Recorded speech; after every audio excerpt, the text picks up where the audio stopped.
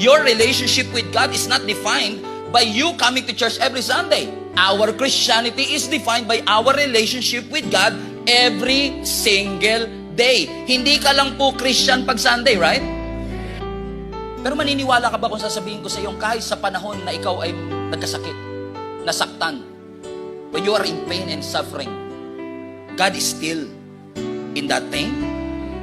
That God is still in that ordinariness? Buti na lang yung faith, hindi feelings. Na yung faith by definition is the confidence of the things you hope for and the evidence of things that you don't see. Meaning, if you have a faith, you have confidence in things that you don't see. At kung hindi mo nakikita ang Panginoon, hindi porket hindi mo siya nakikita, absent siya. Hindi porket tahimik siya, absent siya. Kaya kailangan ng faith. Lalo na pag pakiramdam mo tahimik ang Diyos, mas kailangan mo ng pananampalataya. Lalo na sa mga panahong pakiramdam mo hindi nagko-cooperate ang Diyos, mas kailangan mo ng pananampalataya. Pastor, ang hirap nga kasi nga, faith is the confidence in the things that you don't see. At minsan gagamitin ng Panginoon yung mga moment na ganito para ma-realize natin that in our ordinariness, pwedeng magpakita ang Panginoon sa atin. Yes, God is in our promotion. Yes, God is in our healing. Pero naniniwala ba kayo na ang Diyos nandun din sa uncertainty? Ang Diyos natin nandun din sa mga panahong hindi mo alam ang sagot? And yes, every Sunday is special. Sino sa inyo excited kayo every Sunday na mapunta sa church?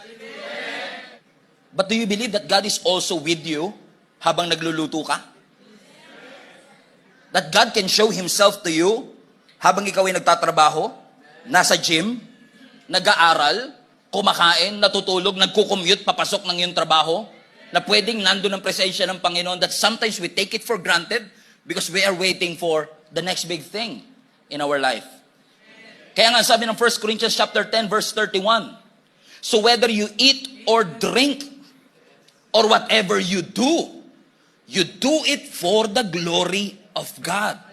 Ano man ang iyong ginagawa?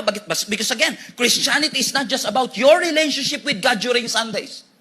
Na minsan, we're so consumed with our expectation kung kailan magpapakita ang Panginoon at ina-expect natin siyang magpapakita in a spectacular way. Na Lord, mangusap ka po, pwede po bang isulat niyo po sa mga ulap kung sino ang aking mapapangasawa? That we are expecting God to do amazing miracle things para lang makapangusap siya sa atin.